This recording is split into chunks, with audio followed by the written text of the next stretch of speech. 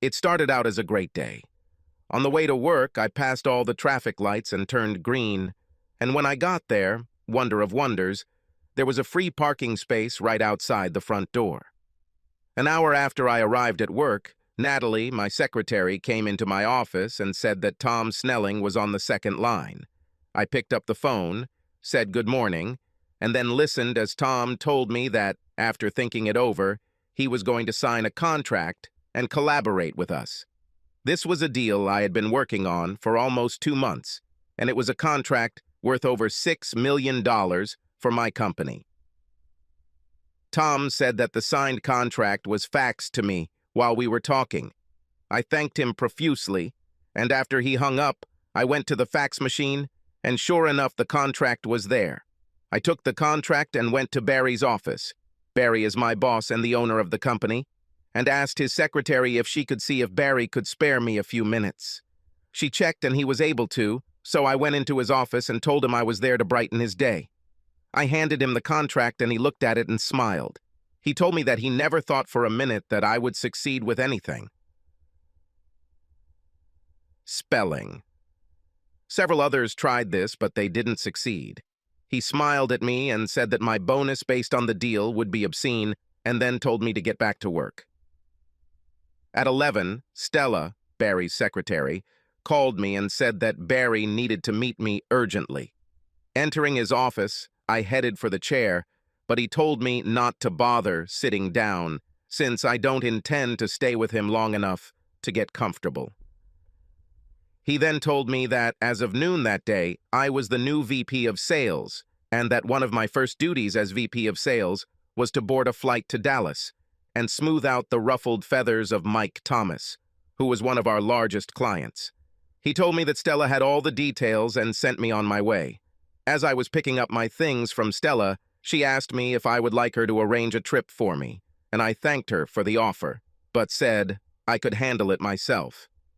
Back at my office, I tried to call my wife Teri to tell her the good news, but was told she was out of office, so I left a message that I would call back later.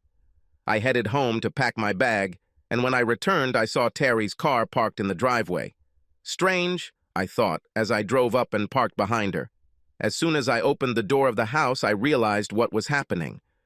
"Oh God, yes, take me, do me good," echoed throughout the house. I walked to the bedroom door and saw my wife of 15 years making love to Randal Cunningham, who was her boss where she worked. They were so into it that they didn't even notice me standing in the doorway, and they made so much noise that they didn't hear the click of my cell phone when I took their picture. I quickly scanned the photos to make sure I had clear shots of the two, and then quietly left the house. It took me 25 minutes to get to Sampson & Sons, and when I got there, I asked if I could see Bart Simpson for a minute.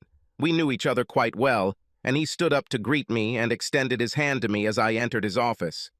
"It's good to see you, Rob, but if you came to ask Teri to lunch, you wasted your time because she's not here. I know exactly where she is, and I also know who she's with. I would like to show you something." And I showed him the photos from my phone. "When did you do this?" "About half an hour ago." "Where?" "In my house. They didn't even notice me when I was taking pictures." "They are supposed to be having lunch with one of our clients." He checked the file on his desk, read the number to me, and asked, "Teri's cell phone number, right?" I nodded yes, and he took his phone and called. We waited, and finally his call was answered. "Teri, your husband is here in my office, and he just showed me some very disgusting photos of you and Randal that he took about half an hour ago. You both need to come back here and pick up any personal items you have here, and also go to HR and get your last check. I want there to be no trace of any of you left in this building by 5 o'clock this afternoon." There was a pause, and then, "No, Teri, we have nothing to talk about. Goodbye." He hung up and said, "I'm sorry, Rob. I had no idea. What are you going to do?" "I'll divorce her."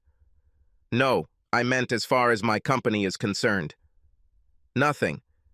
Even if you had rules that prohibited what they were doing, you would have to know what they were doing to enforce them, and it is obvious to me that you had no more idea of what they were doing than I did. We are fine. I'm just sorry I won't see you at company picnics and parties anymore. I stood up, we shook hands, and I turned to leave, but before I got to the door, he said, "One thing before you go get a divorce." I turned to face him. "I never dealt with your company because your wife worked here, and I was always concerned about the conflict of interest. Teri doesn't work for me anymore, so call me sometime next week, okay?" I smiled at him and said, "I'll definitely call," and left to look for a store where I could buy everything I needed for my trip to Dallas.